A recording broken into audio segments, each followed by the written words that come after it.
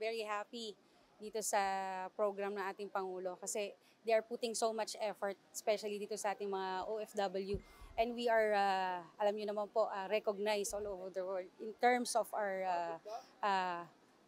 yung ating pagtatrabaho. So, sobrang importante po nito na ma-recognize po tayo. At syempre, yung pagbibigay pansin ng ating gobyerno na meron po tayong gobyernong inaasahan kahit saan man po sa mundo. Nagpapasalamat po ako sa imbitasyon ng ating pamahalaan sa aming mga manggagawang Pilipino, sa mga overseas Filipino workers. Napaka-importante po nito sapagkat sa ibang bansa po ay kinikilala ang galing, talino at sipag ng mga Pilipino. Nararapat lang naman din po na makilala sa ating sariling bansa at ma-recognize tayong lahat. Katulad po marami pong mga special na istorya ang bawat manggagawang Pilipino. Dekada na po ang tinatagal nating mga nagtatrabaho sa ibang bansa. Hindi lamang lungkot lamang po o dahil nagtatrabaho dahil para sagot sa kahirapan. Ngunit doon din po nakakapagbigay ng suporta sa pamilya.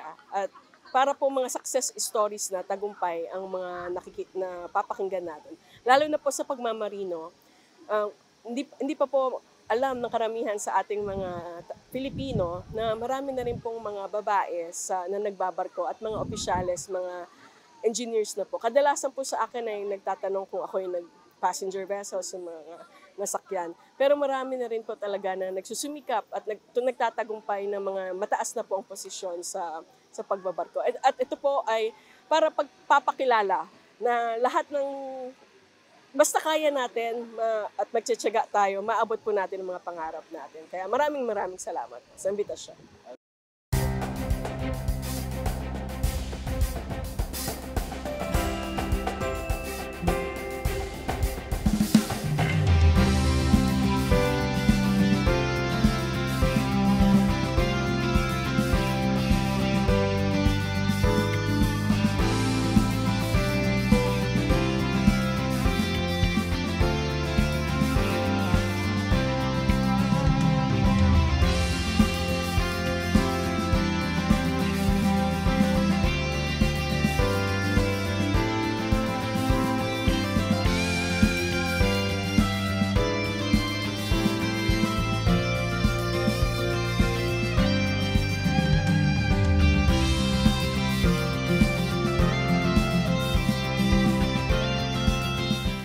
Bilang nagkakaisang pamilyang Pilipino, ikinalulugod ko pong salubungin kayo, mga minamahal naming OFW, kasama ang inyong pamilya dito sa Malacanang, ang tahanan ng sambayanang Pilipino.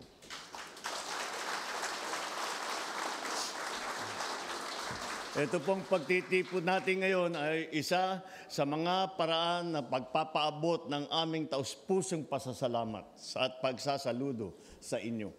Ano man ang inyong mga naging karanasan at pinagdaanan sa labas ng bansa, masaya naman ako na nakauwi kayo lahat na ligtas at kasama nyo muli ang inyong mga mahal sa buhay, lalo na kapag Pasko.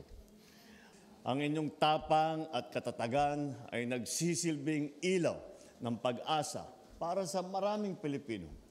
Ang dedikasyon nyo para sa inyong mga pamilya at sa ating bayan ay tunay na binibigyan talaga natin ng halaga.